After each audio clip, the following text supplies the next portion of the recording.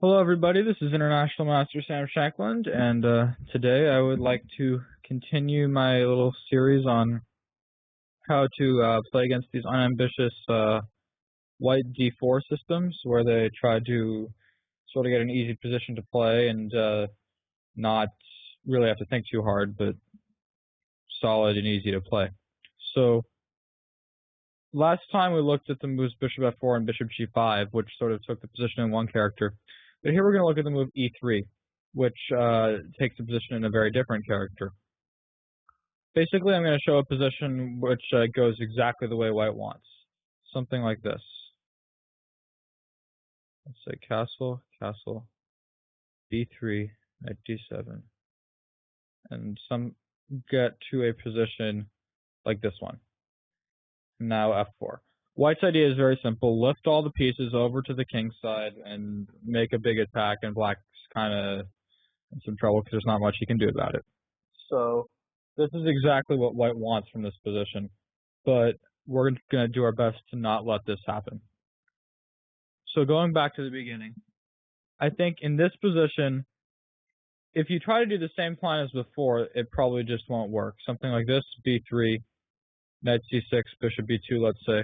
The whole idea of queen b6, it just loses its point entirely because this bishop is on b2 protecting d4 and the pawn's already on b3. Most importantly, white hasn't moved his c-pawn. So what I think you should do is, if they played b3, probably play c takes d4. And then after e takes d4, play bishop g4.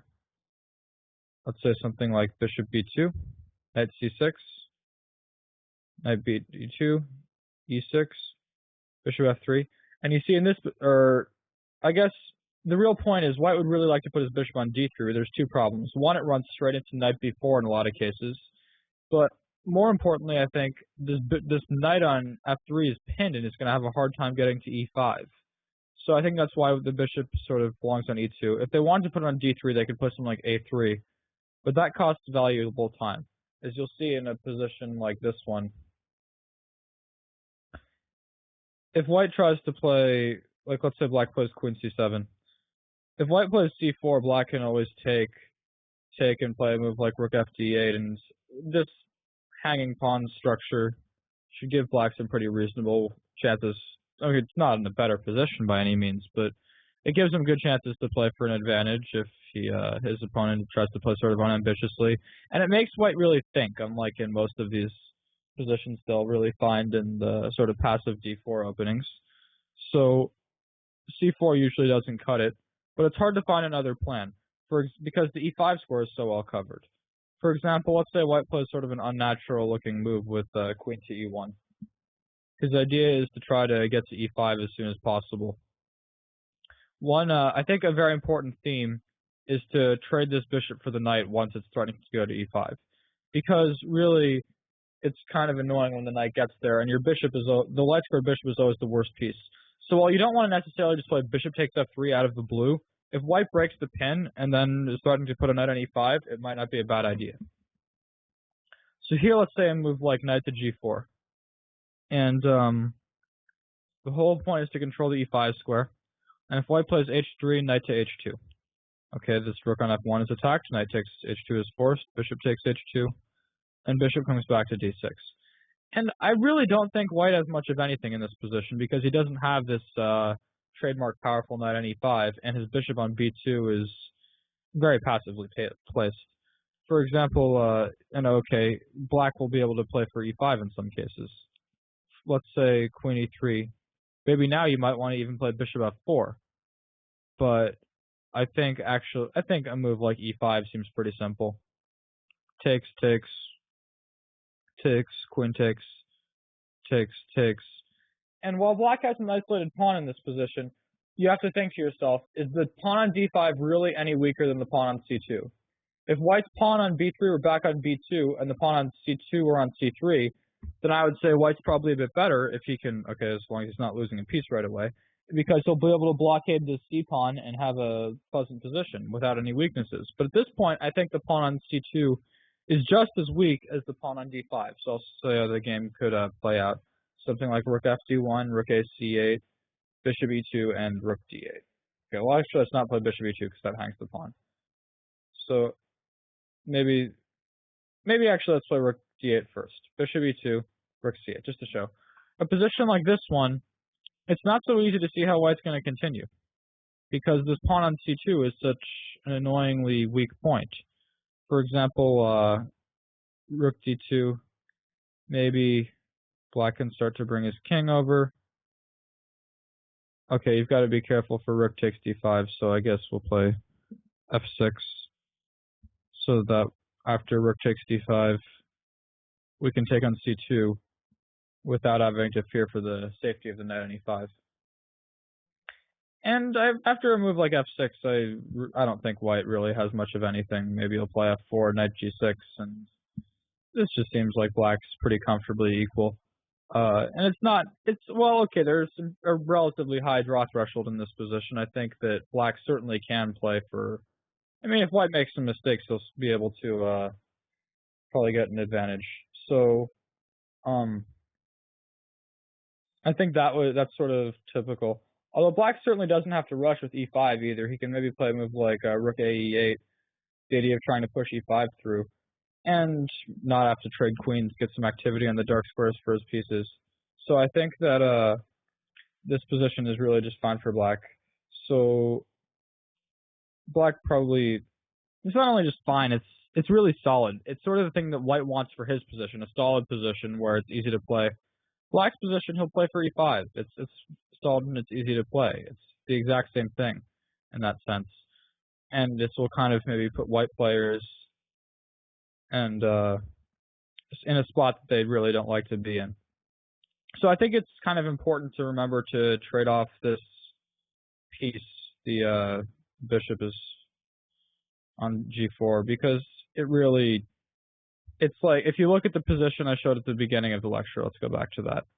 Sorry, it's kind of like working backwards, but if you get a position like with e6, bishop d3, bishop d6, castle, castle, b3, c5, bishop b2, so knight d7, knight d2. I think I might have put the knight on c6 in the original, but I could be wrong. If you look at this, the biggest problem for black is that this light-squared bishop on b7 is just so terrible. And the fact that we were able to trade it off for the knight on f3, and then subsequently not let the knight into e5, really changed the position and made it a lot better for black than it normally would be. So I think that's the best way to play against this system, is to play a move like c5. And okay, if white plays bishop d3 first, you can still play something like knight c6. Eventually, if they play something like this, you can certainly take and play bishop g4 and force them to clarify this way. There's a lot, and now they've really given up the possibility of playing their system, and a London system would make no sense now because black got his bishop out in a favorable manner. So I think that these are totally fine for black. So the next option I'd like to look at is the Stonewall with e3 here. Knight f6, and let's say bishop d3. White's plan in this case is to play f4 first, and then knight f3 to e5. In all of these systems, the real point is to use the e5 square. But the difference in this one is that you can't really avoid it, because white will play f4 first, so you can't protect the e5 square enough. So I think in this position, black should play c5. And let's say white plays f4. Knight c6. Now, if knight f3, maybe bishop g4 is annoying. So let's say white plays c3 first. This is sort of the Stonewall Lake setup. And I think here that one of the best ways to play is to play g6. Something like knight f3 takes. White always wants to take back with the e-pawn to open the e-file, and when he puts the knight on e5, if it ever gets traded, after f takes, he'll open this bishop up very nicely. And now a move like bishop to f5. So I think this is a strong move, because at first people might say, well, you're doubling my pawns, and you're giving my king less options. But really, I think that even if black decides to castle king side, let's say something like bishop g7 here, knight e5, is black really going to get checkmated right now? I don't think so. It certainly doesn't look like it. But more importantly, I think black does get access to the e4 square, and then he'll be able to kick the knight with f6. I don't think he should play this way. I think, well, I mean, this is a plan now, but I don't think he should have castled so early, although it seems okay anyway. I think a move like e6 now makes some sense. And if bishop knight e5, let's play queen c7, and black might even castle queenside in this position. With the open g file and the e4 square available, it looks like he really has some good, rich counterplay coming. So I think often white won't take this, but now if we can trade this bishop off, this position changes a lot. So you've got to realize here, white's whole point was to play knight e5 and try to generate attack. And while here a knight on e5 will certainly look pretty, I'm not sure how much attack it can really generate after the light squared bishops have been traded and this diagonal has been closed. Let's say move like e6, knight e5, and, okay, for the sake of argument, bishop g7. There's other ways of playing, of course, too. But if you think about it here, look ahead. What is White's plan? How can he improve his pieces? How will he be able to generate some sort of initiative? It's really not easy to say because the standard plan of rook f3, rook h3 doesn't do anything with this pawn on g6 and the bishop on g7 because we've gotten rid of this weakness on this diagonal with the bishops getting traded. So I think it's really hard to figure out how White's going to improve his pieces. Say something like bishop e3, castle, bishop f2. What should black play? So think to yourself for a second here. How is black going to best repel White's threats? Okay, so I think the best move is knight e4. You've got to figure out this bishop on f2. It just played bishop e3 to f2 and is about to go to h4. So we can play knight e4 and we control the square now. And if knight d2, I think even the move f5. And if you see, we've got a semi-symmetrical structure, except I think we can make a good case that the bishop on g7 has more of a future than the bishop on f2, although the bishop on g7 isn't that great right now. The bishop on f2 will be terrible forever. And if white ever takes on e4, this pawn structure should favor black because he has a protected passed pawn on e4. Meanwhile, if black ever decides to take, I mean, okay, I don't think taking e5 is the best move here, but if he does, white does not have a protected passed pawn, and if black plays a strong move like b5, trying to cut down on the c4 break, I think black has every reason to expect to have a slight advantage. So, although I think it's not even necessary to take the knight on e5 just yet, a move like queen c7 might make some sense as well. And black will play for b5 and to cut down on c4. So I think this is totally fine, maybe even a bit better for black now. So going back to bishop takes f5, bishop takes f5 and castle e6. Looking in direct, you really think about this position, you see that the doubled pawns don't mean that much because it gives you better control of the center, and white traded off his best piece. His whole plan is sort of based on using this d3 bishop to attack, and we traded it off. So I think this is a very strong idea. And we're also using the fact that white committed to this knight e5 plan so early. Like if you go back to a previous lecture that we did on something else, if we saw a position like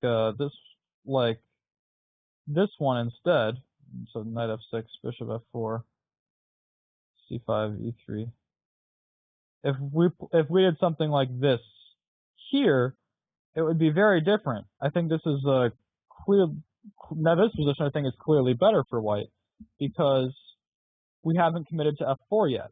So this bishop is very active on f4, while it was very passive on c1 previously, and eventually white has ideas of playing f3, e4.